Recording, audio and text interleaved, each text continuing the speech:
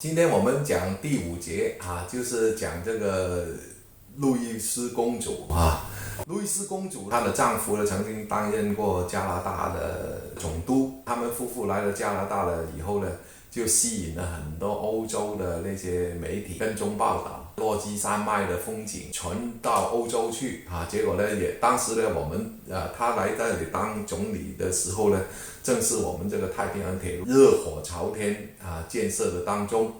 需要大量的欧洲的资金啊，还有人才啊各方面来支持这个铁路建设。所以呢，他夫妇来这里的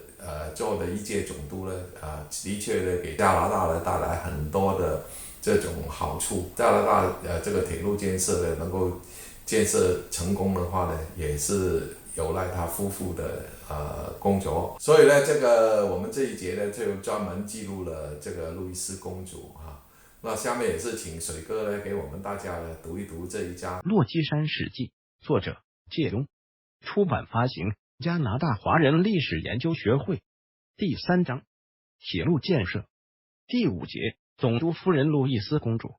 阿盖尔公爵夫人生于1848年3月18日至1939年12月3日，全名路易斯卡罗琳阿尔伯塔。她是英国维多利亚女王和萨克森公国阿尔伯塔王子的第4个女儿，人称路易斯公主。路易斯公主从小生活在皇宫里，她热爱艺术，是一位雕塑家。她的一些雕塑作品依然保存至今。她也是女权运动的支持者。在结婚前，路易斯公主曾任她母亲维多利亚女王的私人秘书。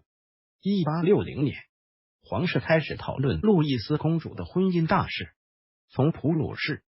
丹麦皇室的追求者到荷兰的威廉王子都是候选对象。英国皇室曾经因为娶丹麦公主为太子妃，引起过普鲁士的不满。为了避免再次破坏英普关系，女王首先就将丹麦王子淘汰了。荷兰王子由于在巴黎生活作风糜烂，荒淫无度也不被考虑。路易斯公主于是前往柏林和普鲁士王子相亲。见面时，两人对彼此之间的第一印象不是特别好，再加上普鲁士王子不愿离开普鲁士到英国定居，所以最后不了了之。事后路易斯公主更向女王挑明，绝对不会嫁给自己不喜欢的人。在此期间，英国人民普遍对王室不断同欧洲大小邦国通婚不满，担心国家主权受到外国势力影响。一直以来的英国传统，皇室成员嫁娶对象主要是当地贵族和功臣。为了保持皇家血统的纯正，采取门当户对的跨国皇室婚姻，只限于重要成员，如国王和有王位继承权的子女，其他无希望继承王位的子女。在择偶问题上则有较大的灵活性。但自从欧洲大陆的汉诺威家族入主英伦三岛后，严格执行欧洲大陆传统的对等婚姻政策，只要是皇室成员，不论亲疏，一概严禁下娶下嫁非皇族成员。由于缺乏出身皇室的女婿候选人，女王此时提出一项一举数得的建议，那就是将公主下嫁英国本土贵族。首先，可安抚民心；其二，可将公主留在身边；其三，公主可继续从事她的雕塑事业。接下来，女王不顾众皇室成员的反对，在英伦三岛的青年才俊中展开了第2轮的选婿行动。她很快就找到一名合适人选，年仅25岁的下议院青年议员约翰·坎贝尔。约翰·坎贝尔是阿盖尔公爵夫妇的长子，又是阿盖尔公国的继承人。阿盖尔公爵和已故的路易斯公主父亲阿尔伯塔亲王颇为熟络，而公爵夫人乃是维多利亚女王的遗世女官兼心腹。坎贝尔家族是苏格兰高原里的首希望族，而且十分富有。女王非常满意。首次见面时，路易斯公主在女王和约翰·坎贝尔及其父母面前显得犹豫不决，让在场的人非常尴尬。原因是，即使公主不同约翰·坎贝尔结婚，约翰·坎贝尔也必须等公主确定结婚对象后，才可恢复本身的婚姻自由。维多利亚女王不忍心耽搁她的终身大事，就加速寻亲的步伐，想尽快找出第二个人选。首相威廉·尤尔特·格莱斯顿知道此次相亲的结果后，为了让两人有机会在轻松的环境下见面，便分别邀请路易斯公主和约翰·坎贝尔到首相府用早餐。路易斯公主单独到达首相府，再次见到约翰·坎贝尔时，被他英俊高雅的外表深深吸引，觉得自己已爱上了他。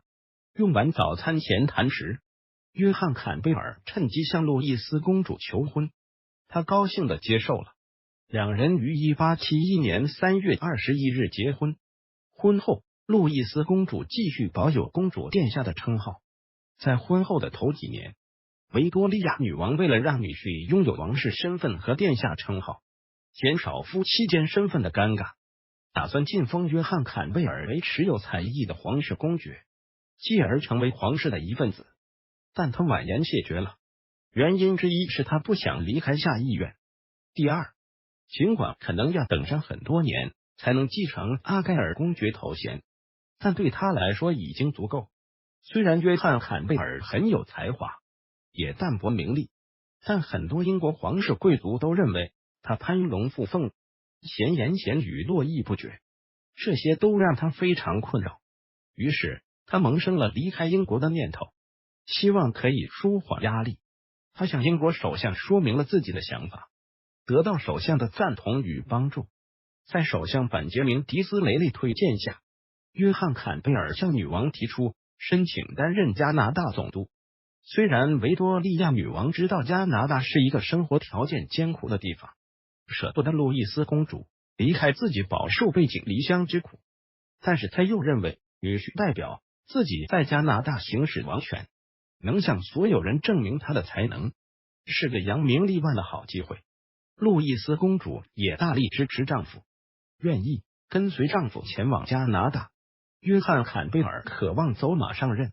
得知公主对自己的无限支持后，感到非常高兴。作为一名下嫁公主，路易斯公主比任何妻子都更渴望自己的丈夫受到世人肯定，尤其是希望得到强烈反对自己婚事的皇太子夫妇的认同。她忍痛告别英国的一切，准备启程前往加拿大。1878年11月15日，他们乘坐的撒玛利亚号从利物浦出发。当船驶进新斯科舍省时，遇上风暴，3根桅杆断了2根，在海上与风浪搏斗了1个晚上。由于约定的到港时间延误，码头没有派出船只来领航，船长决定冒险驶进码头，所幸成功入港。与此同时，在港口等待迎接公主夫妇的公主二哥阿尔弗雷德·恩斯特·阿尔伯特王子在码头感到忧心如焚，按捺不住，亲自带领装甲护卫舰黑太子号出海寻找自己的妹妹，却碰不上撒玛利亚号，只好无奈折返。回港后竟惊喜地看到4妹夫妇平安抵达，两兄妹喜极而泣。路易斯公主此时已筋疲力尽，以致无法出席部分欢迎仪式。1878年11月25日，公主夫妇到达哈利法克斯举行的就职典礼。约翰·坎贝尔正式成为加拿大建国以来的第4任总督。没过几天，路易斯公主收到她的二姐爱丽丝公主因白喉病去世的消息。爱丽丝公主病亡那天，正是他们的父亲阿尔伯塔亲王的忌日，12月14日。路易斯公主悲痛欲绝，心情久久未能平复。总督夫妇巡视整个加拿大，爱上了这片幅员辽阔的土地和壮丽的湖光山色。由于他们是皇室成员，他们的行踪受到英国殖民地和欧洲各大媒体的特别关注。跟踪报道同时，也将加拿大这个新的国家呈现在世人眼前。加拿大这时正处于在大规模铁路建设阶段，特别需要吸纳英国乃至欧洲各国的海外投资。总督夫妇每到一处，便筹办欧洲艺术展，把欧洲文化气息带到北美洲，以提高当地的文化氛围。在诗人奥斯卡·王尔德的提议下，他们创立了皇家加拿大艺术学院，资助女子教育协会、妇女移民保护协会、装饰艺术和美术协会。路易斯公主法语流利，即使到了法语区，也同样受到民众们的热烈欢迎。1880年2月14日，路易斯公主和2个随从在一次雪橇事故中受伤。那一年冬天特别寒冷，在旅途中马车翻侧，车夫和随从被抛出车外，受惊的马把翻侧的雪橇拖行400多米。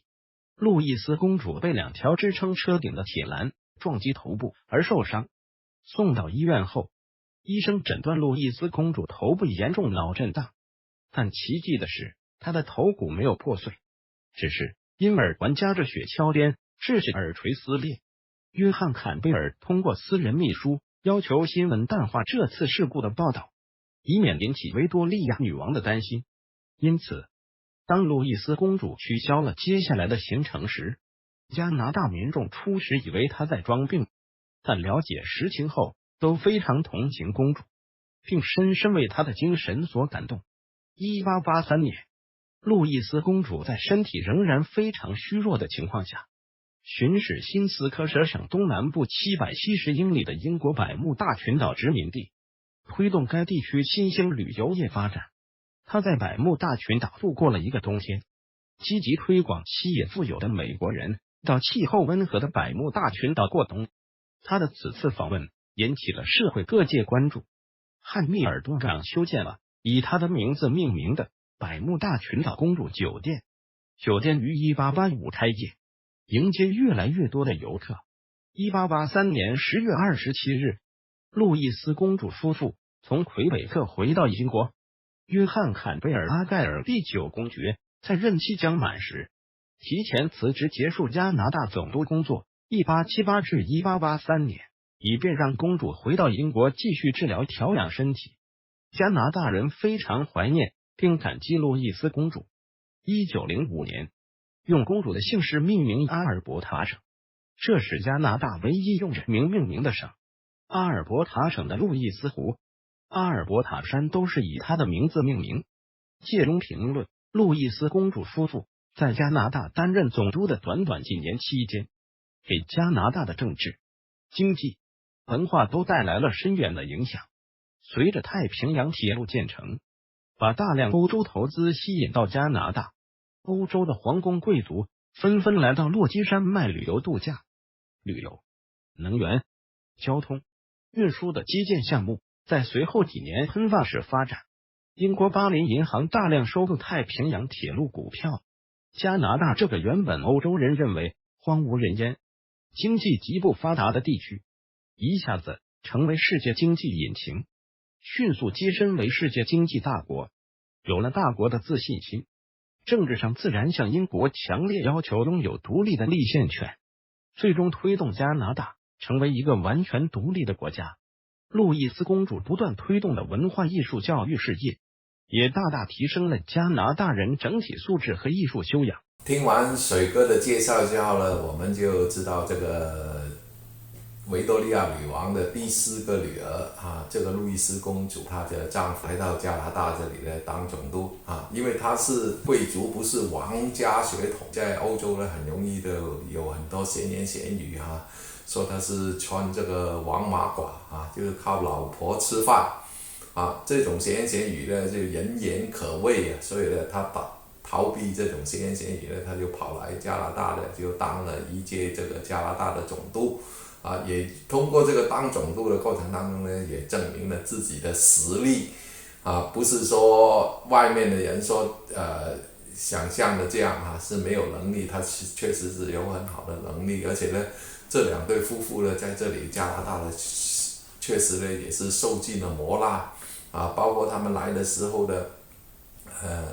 船出了状况还有路易斯公主又出了车祸所以呢加拿大人民呢为了纪念他们夫妇了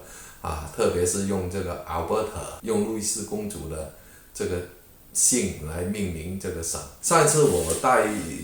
团呢，曾经呢就是有一个客人呢，他就是一个白人来的，一个白人在我的车上我也是讲这个路易斯公主这个历史故事。讲完以后呢，他就跟我讲，他说呢，他这个 Campbell 这个 John Campbell 呢是他的祖先。那结果我一对因为我有个客人的名单嘛，我一对那个名单，哎，确实那个人他的姓确实是叫这个 Campbell 啊。那我就问他，我说你了解多少你这个祖先呢啊？因为我算了一下呢，他这个人呢大概是60岁左右吧，啊，也65岁左右吧，他退休了，刚刚退休，65岁左右。那他的这个从这个时间来算的话呢，应该他是第6代第7代的子孙了，他是在加拿大出生的，一直在温哥华这边啊。那他的祖先呢，是在英国啊。他说呢，他家里呢也有这个总督的照片啊。曾经呢，加拿大也有一个钱币呢，是他这个祖先的这个照片啊。所以呢，他都知道啊。但是呢，我问他更详细的，他就知道的不多了。他就开玩笑的说，他说你对他的了解呢比我更多，他说 You know him more than me 啊，他说我对那个总督的了解呢比他更多，因为他确实没有他是一个汽车修理工啊，退休了现在，所以呢就跟我们一起呢去旅游，很有趣哈。冥冥当中呢，我们偶然的机会，又碰到他的后人啊，所以呢多多少少又跟他好像跟这个古人呢又联系上了啊。所以呢，这个是很微妙的事情。旅游的乐趣就是这样啊，我们要了解历史的，我们去研究历史的魅力就也是这样啊。在了解历史当中呢，等于我们加强了我们自己的人生经历啊，我们生命又加长了几百年啊，所以呢，这个是很有趣的事情啊，就顺便跟大家讲一讲啊。那我们明天再讲下一章。